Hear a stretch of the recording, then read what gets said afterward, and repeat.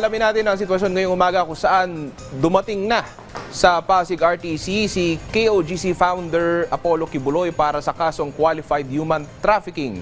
Si Isaiah Mirafuentes sa detalye. Isaiah?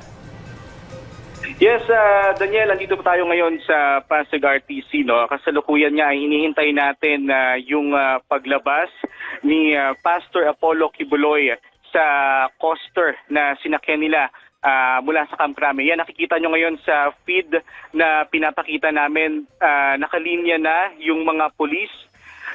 Pero kanina, no, bago tayo humere, may nakita tayong puting coaster na dumating na at meron ng dalawang kasamahan ni Kibuloy ang lumabas.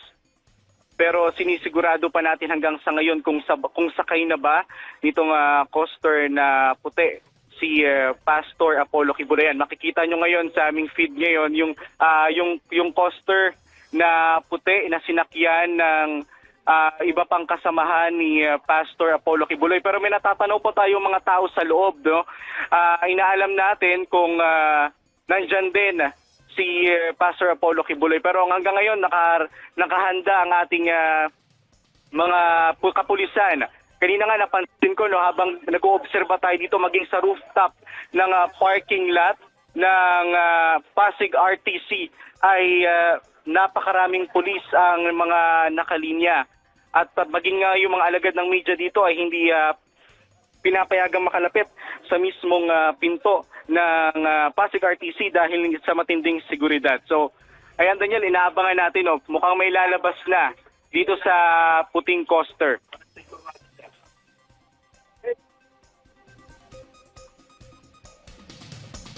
Isaiah, nabatid natin kasi di ba may mga supporter din ito si Pastor Apollo Kibuloy. Pero paano ba yung ginagawang preparation din dyan ng PNP?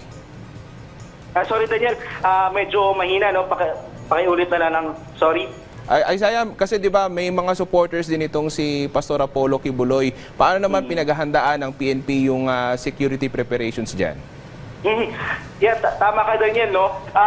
Sa ngayon, nakikita natin dito sa pinapakita namin sa aming feed na napakaraming pulis na nakalinya sa kalsada, sa tapat mismo ng Pasig RTC.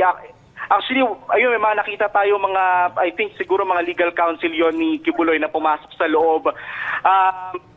Ito sa mga oras ito, nakalinya yung mga pulis. Pero wala naman tayong nakikita mga supporters ng KOJC na nandito. Maliban nga dun sa media nila. Pero hanggang sa ngayon, napakahigpit pa rin ng sitwasyon. Ito may nakikita tayo mga pulis, may mga naka-bulletproof din ng mga pulisya na nandito ngayon. Alright, tututukan po natin yung mga detaling yan maya-maya lamang. Maraming salamat, Isaiah Mirafuentes.